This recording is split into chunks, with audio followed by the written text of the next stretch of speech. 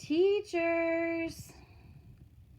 All right, first graders, this week we've been focusing on making our stories even better. And so hopefully you listened to the Caring for Your Lion story. That was a fun book, wasn't it? I thought it was pretty cool. I loved the illustrations. They added so much to the pages. I liked the ending too. That was kind of cute. So I want you to think about step 8. And step 8 was, I did a little doodle. Your lion loves to nap.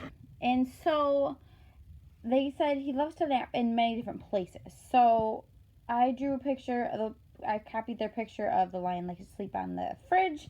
He likes to sleep on a bike ride. I think some other ones were he likes to sleep in the sunshine or right on your lap. I can connect with that. My kitty likes to sleep on my lap, or she likes to sleep on a chair when it's the sun is shining on that chair. Can you think of somewhere else in the book where the author gives suggestions or maybe their opinion?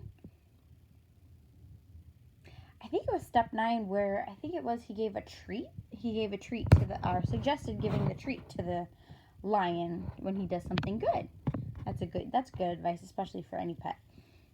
So I want you to think about your story. Get your story out and think about it. So is there somewhere in your story you could give a suggestion or some advice to your reader? Maybe you've probably done whatever you're talking about in your how-to quite a few times. If you're writing about it, you're probably an expert on it. So is there something you've run into that when you're doing this thing or being this thing or making this thing that someone doing it for the first time might not know? What do you think? So is there advice or suggestion you could give to your reader? Like, I'm thinking through. So I want you to go through your writing. You could even do this with me right now. I'm looking at this page. This is pretty straightforward. On this page, I said turn it on. Maybe I should say turn it on high. What temperature should I turn it on? So turn it on medium.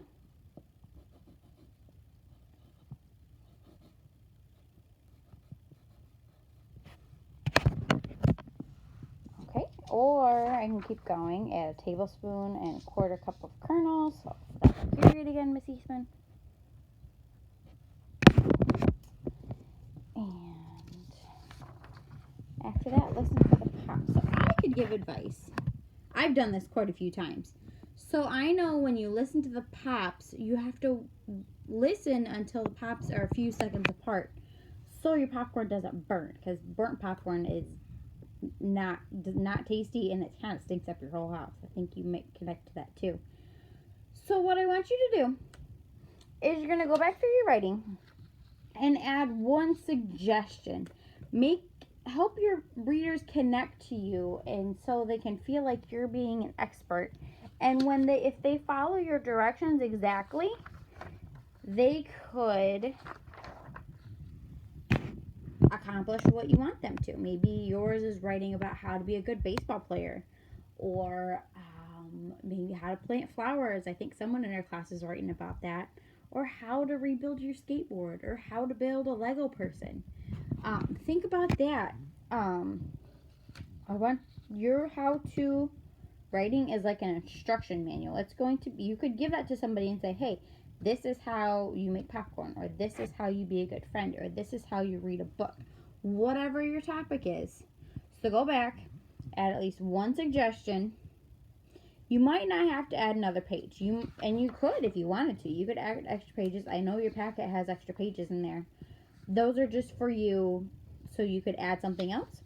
Or like here, I just added a word on medium, and I could put setting down here, or turn it on medium, then turn it to low. You could add on to your sentences. A lot of you have extra lines on your pages. You could add it on there. Don't put it on the back though. We don't want to lose your words.